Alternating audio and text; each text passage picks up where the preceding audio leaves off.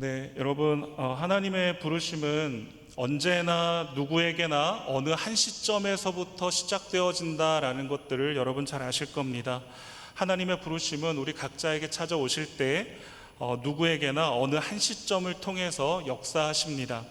그 시점이 언제인지가 중요하기보다는 그 시점에 무슨 일이 일어났는가, 나에게 어떠한 일이 일어났고 내가 그 일을 통하여서 무엇을 보았고 또 무엇을 알게 되었고 무엇을 깨닫게 되었는가, 그것이 우리들에게 더 중요한 일인 줄로 압니다. 오늘 본문인 이사야서 6장은 바로 그런 결정적인 그 순간에 그때를 말하고 있는 것을 우리가 오늘 본문에 있는 말씀을 통해서 눈여겨볼 수 있었으면 좋겠습니다.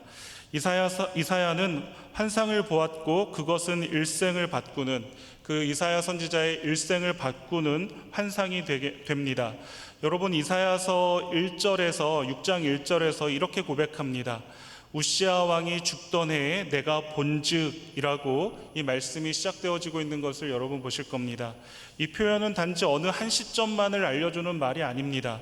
이 말은 어떻게 보면 이사야 선지자의 인생과 사역을 갈라놓는 그 영적인 분기점이 되는 말이 바로 이 말입니다. 우시아 왕이 죽던 해에 내가 본즉이라는 이 말인 것이죠. 여러분, 우시아는 유다 왕국에서 역사상 가장 강력한 왕 중에 한 사람이 바로 이 우시아 왕이었습니다. 우시아의 통치 아래 유다는 농업이 번성했고 또 군사적으로도 번영했고 정치적으로도 안정되었고 또 경제적으로도 부유함을 누리고 있었던 그런 때였습니다. 그런데 이 우시아의 마지막은 하나님 앞에서 교만해서 제사장만이 드릴 수 있는 분향을 시도하다가 문둥병에 걸려서 걸리는 비극으로, 또 그렇게 해서 죽게 되고 마는 그런 비극으로 이 우시아 왕의 인생의 말년이 그렇게 끝나고 말게 됩니다. 그 우시아가 죽던 해에 이사야는 하늘의 진정한 왕이시고 또 거룩하신 여호와 하나님을 뵙는 환상을 보게 되는 것이죠. 그것이 바로 우리가 읽은 6장에 있는 이 말씀인 것입니다. 이사야는 죽은 인간왕의 부재를 넘어서 영원한 하나님의 임재와 통치를 직접 보게 된 것입니다. 그리고 이사야는 단지 환상만을 본 것은 아닙니다. 그는 하나님의 거룩 앞에서 자신의 죄를 직면하게 됩니다. 그리고 그 죄 가운데 부르짖었고 그 부르짖음 속에서 용서의 불꽃을 경험합니다. 마침내 하나님의 부르심에 응답한 결단의 사람이 되고 마는 것이죠. 이 모든 흐름은 본문 가운데 반복되어지고 있는 한 표현으로 이어지고 있습니다. 바로 그것이 오늘 제목과도 같이 그때라는 이 말입니다. 그때 그는 거룩한 하나님을 보았습니다. 그리고 그때 그는 모든 것이 무너져서 화로다 나여 망하게 되었도다라고 고백했습니다. 그러한 고백을 할 그때에 그는 내가 여기 있나이다 나를 보내소서라고 하나님의 그 부르심에 응답하는 자가 되었다라는 사실입니다.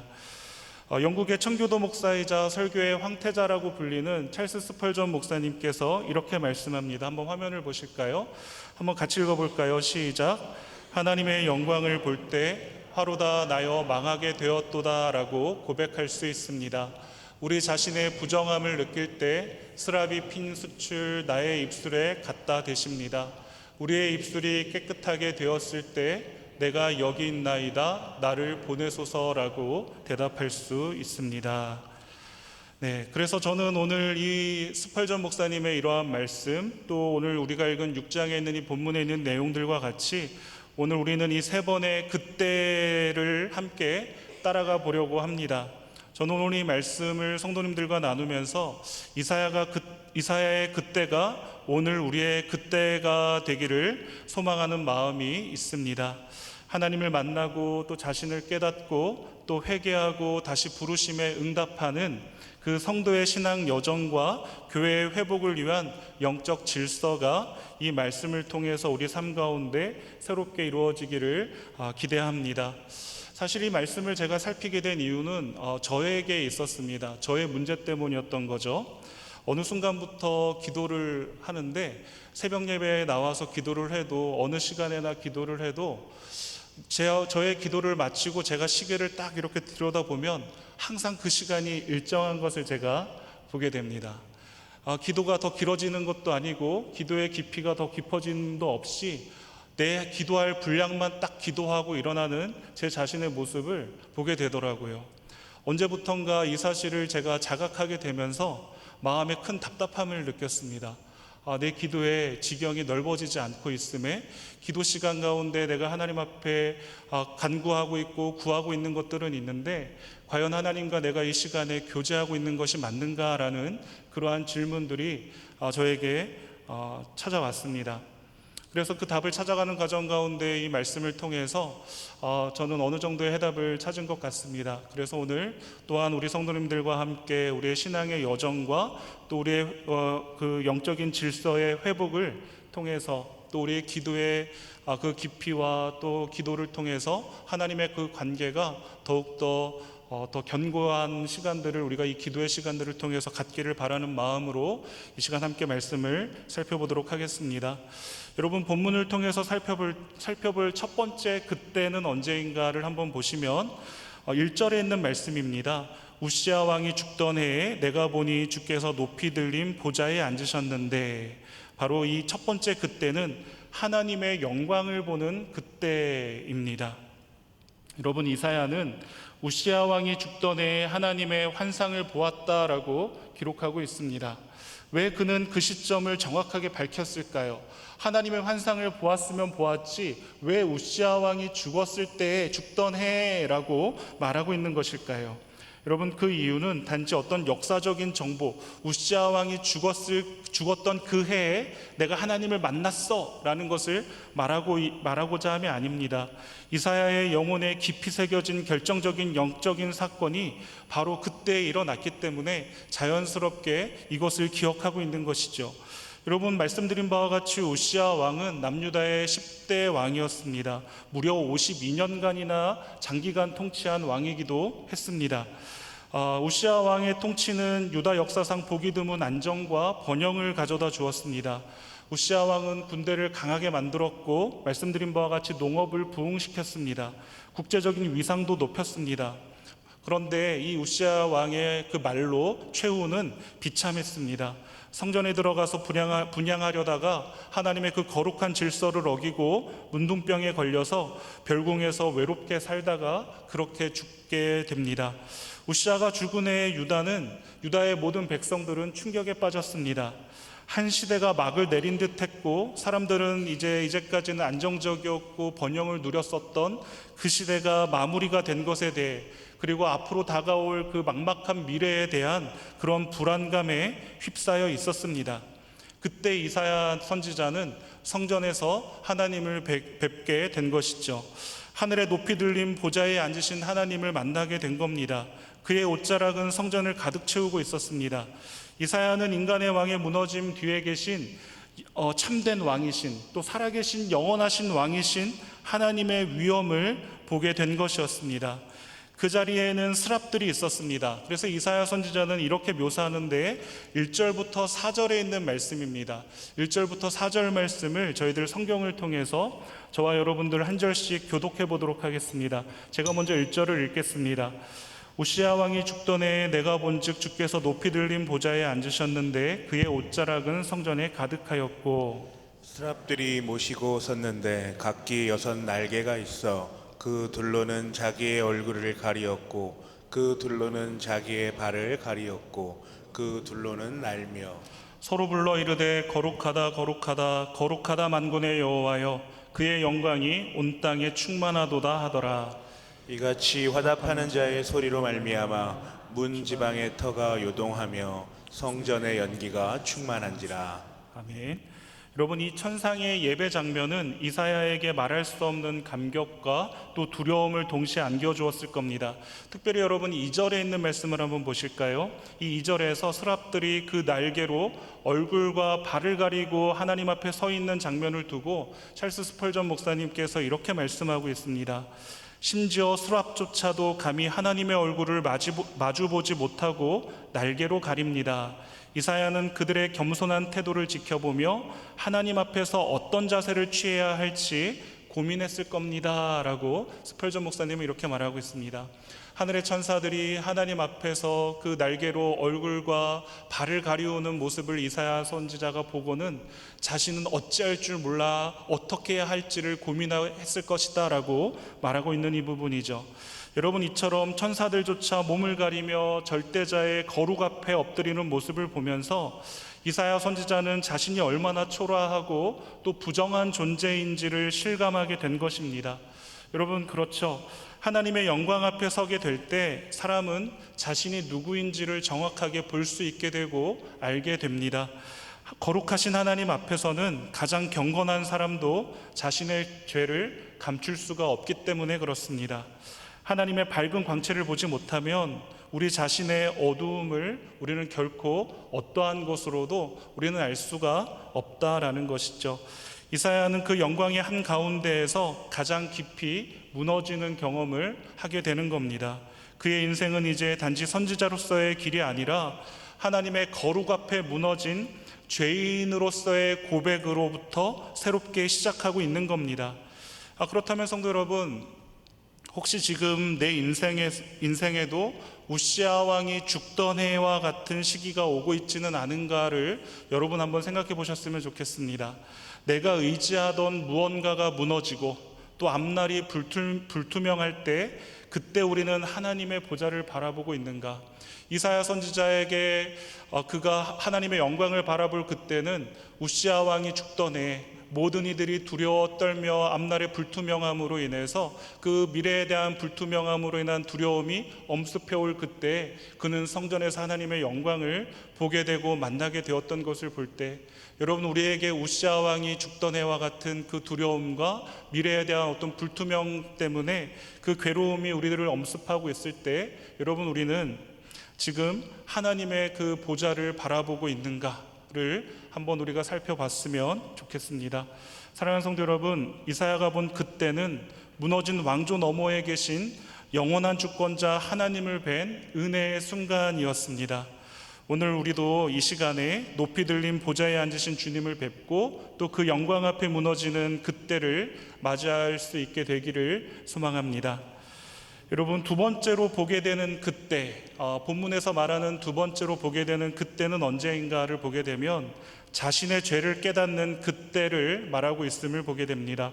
5절 말씀을 보시면 이렇습니다. 그때 내가 말하되 화로다 나여 망하게 되었도다. 나는 입술이 부정한 사람이요 라고 말씀하고 있습니다. 이사야는 하나님의 거룩을 본 순간 즉시 무너졌음을 알 수 있습니다. 그의 첫 반응은 감격이 아니었습니다. 감사도 아니었죠. 여러분, 5절 말씀을 한번 같이 읽어볼까요? 5절 말씀 성경을 통해서 한번 같이 읽겠습니다. 시작. 그때 내가 말하되 화로다 나여 망하게 되었도다. 나는 입술이 부정한 사람이요 나는 입술이 부정한 백성 중에 거주하면서 만군의 여호와이신 왕을 배웠음이로다 하였더라. 아멘. 화로다 나여 망하게 되었도다 라고 절규하고 있는, 이 외치고 있는 이사야의 모습을 여러분 한번 떠올려 보시면 좋겠습니다. 이 외침은 어떤 단순한 놀람이나 경외심의 표현이 아니었습니다. 이것은 존재 전체가 무너지는 절규였습니다. 그렇다면 이사야 선지자는 왜 이토록 하나님의 영광 앞에서 무너져 내렸을까요? 그는 단순히 두려워서가 아니라 하나님의 거룩을 본 사람은 자기 내면의 죄와 부패를 있는 그대로 직면하기 때문에 무너져 내릴 수밖에 없는 것이었습니다. 자신이 누구인지를 또 얼마나 하나님 앞에 부정한지를 그제야 비로소 깨닫게 된 것이었습니다. 나는 입술이 부정한 사람이요 나는 입술이 부정한 백성 중에 거주하면서 만군의 여호와이신 왕을 배웠음이로다. 여러분, 이 고백은요 단순한 고백이 아니라 회개의 시작이었던 것입니다. 그러면 여러분, 회개는 언제 시작되는가가 오늘 본문을 통해서 우리가 알 수 있게 되는 것이죠. 회개는 언제 시작되게 됩니까? 많은 이들은 회개를 행동의 반성으로만 생각하지만 이사야의 이 회개는 그 자신, 그 존재의 붕괴가 일어날 때 비로소 회개가 일어나는 것을 보게 됩니다. 여러분, 이사야는 선지자였습니다. 말씀을 대언하는 자였다라는 것이죠. 말씀을 전달하는 것이 생업이자 소명이었던 그 사람이 자기 입술이 부정하다라고 고백합니다. 여러분, 이것은 어떤 단순한 겸손의 표현이 아니다라는 것입니다. 이사야는 지금 자기 존재 자체가 하나님의 거룩 앞에서 설 자격이 없다라는 것을 절감하면서 이렇게 부르짖고 외치고 있는 겁니다. 그 하나님의 거룩하심 앞에서 내가 얼마나 부정한 자인지를 보면서 화로다 나여 망하게 되었도다라 그렇게 외치고 있는 것이죠. 여러분, 이와 같이 회개는 단지 내가 무엇을 잘못했는가를 고백하는 것을 뛰어넘어서 내가 누구인가를 다시 묻고 하나님 앞에 아무런 의의 근거가 없다라는 것을 인정하는 자리가 바로 회개의 자리인 줄 믿으시기를 바랍니다. 그리고 그때 하나님은 이사야의 무너진 이 고백을 외면하지 않으십니다. 하나님께서 직접 이사야 선지자를 치유하시는 장면이 그 이후에 나오게 되죠. 6절과 7절 말씀입니다. 제가 6절 읽겠습니다. 여러분 7절 읽어주시면 되겠습니다.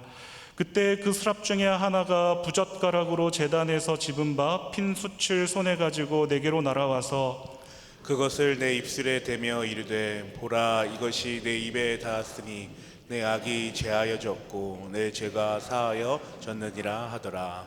아멘. 여러분, 여기에서 보시면 6절 말씀에서 제단에 핀 숯이 나오죠. 여러분, 이것은 무엇을 의미할까요?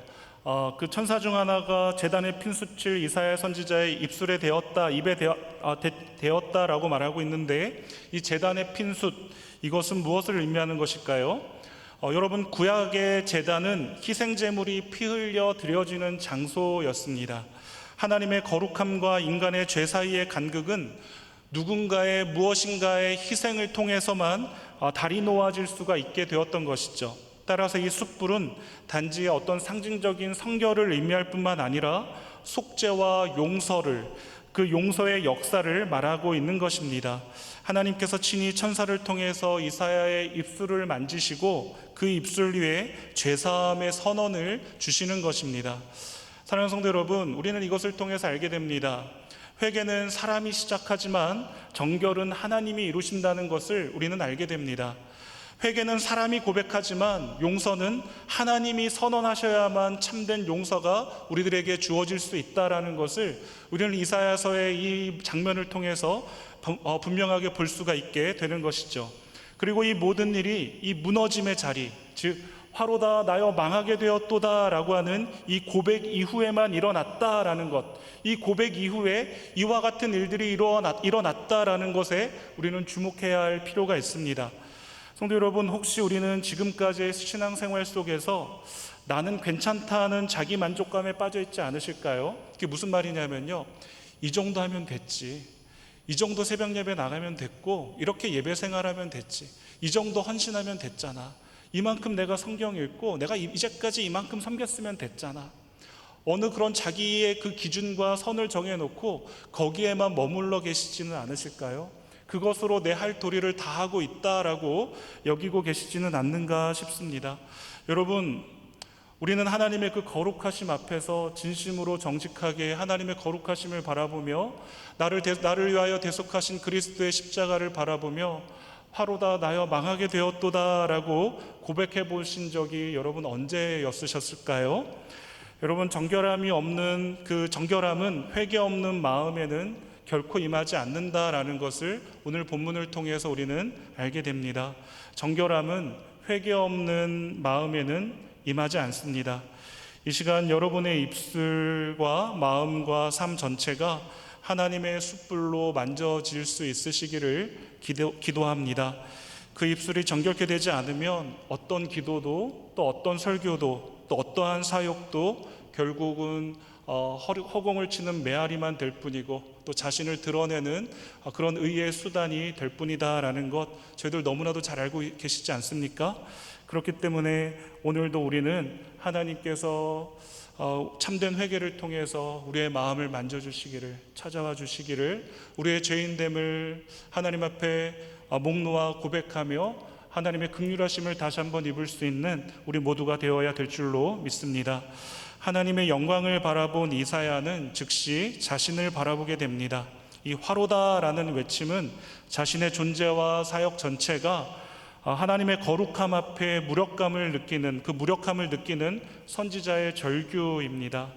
이사야는 나는 입술이 부정한 자다라고 고백하고 있습니다.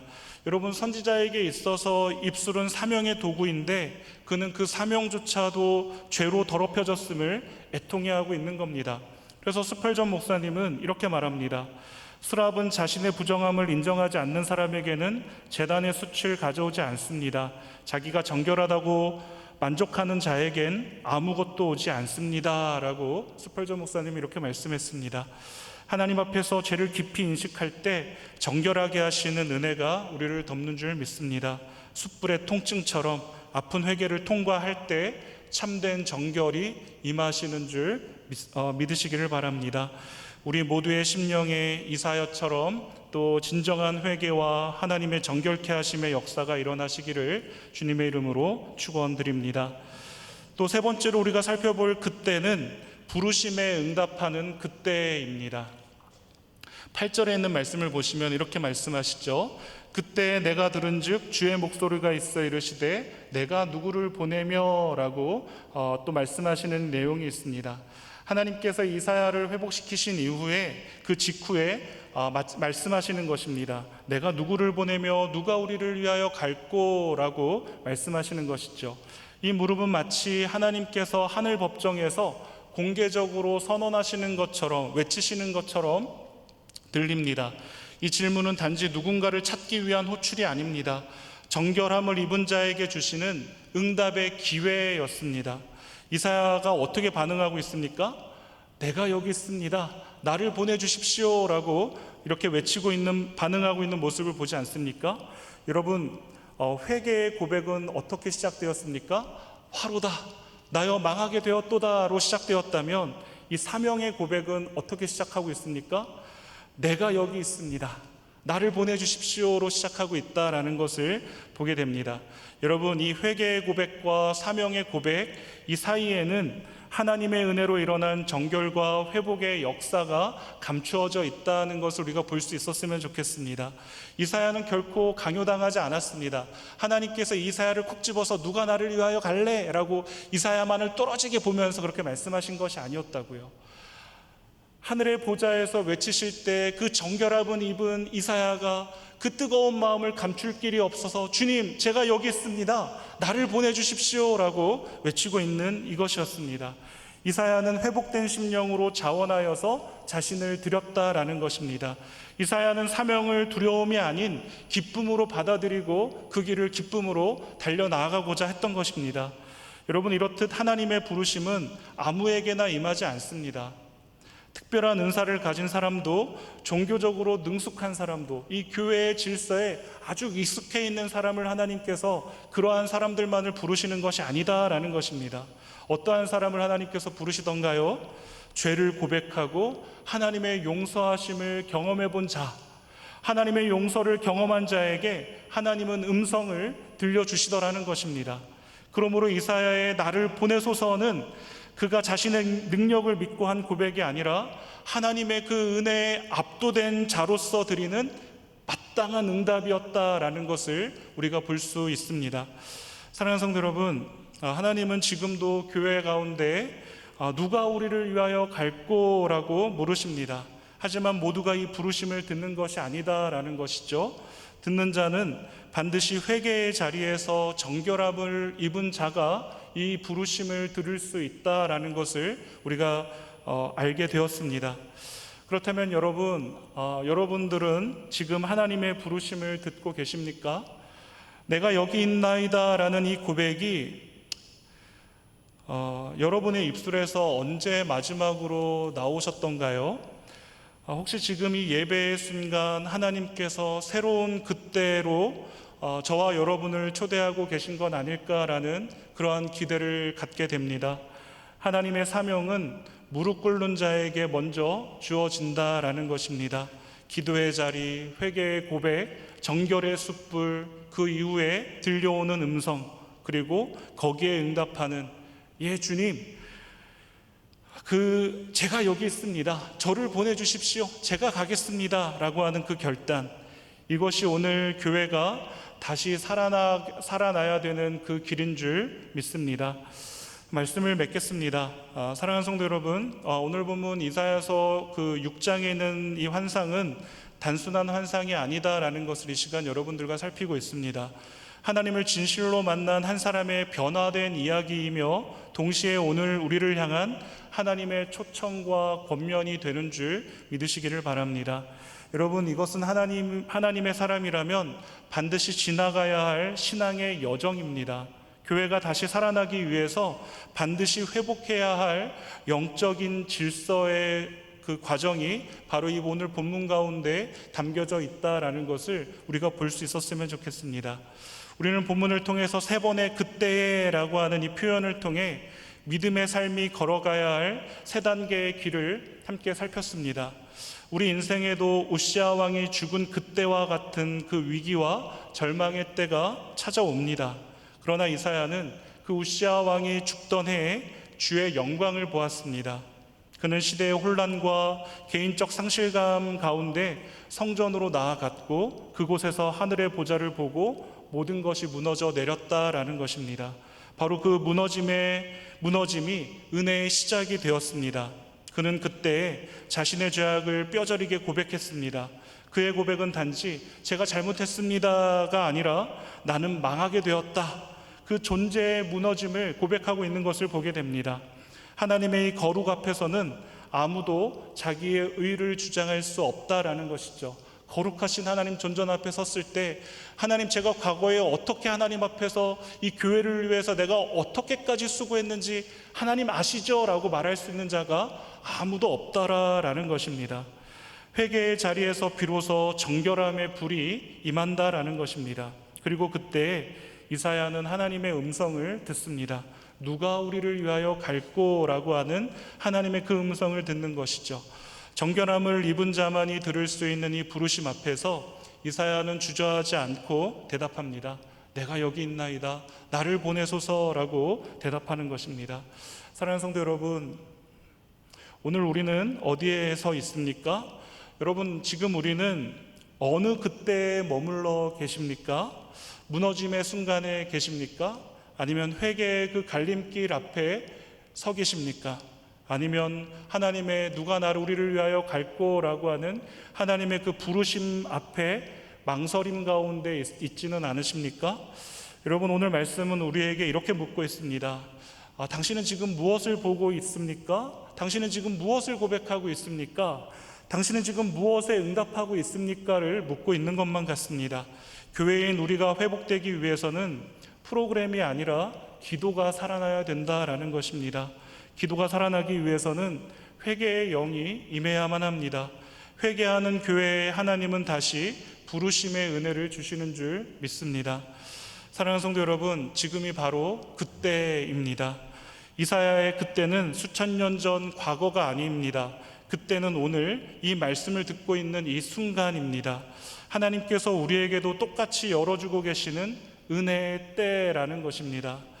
지금 우리가 하나님의 보좌를 볼 수만 있다면, 지금 우리가 하나님의 그 보좌를 본 순간 내 모든 하나님의 거룩하심 앞에서 내 모든 것들이 무너져 내릴 수만 있다면, 지금 우리가 입술을 열어서 하나님 앞에 나의 죄인됨을 고백할 수만 있다면, 그리고 누가 우리를 위하여 갈꼬라고 했을 때 하나님 앞에 내가 여기 있습니다, 주님 부족하지만 나를 보내주십시오라고 그렇게 고백할 수만 있다면, 지금 하나님은 우리를 통해 다시 무너져 내린 교회를 살리실 줄 믿습니다.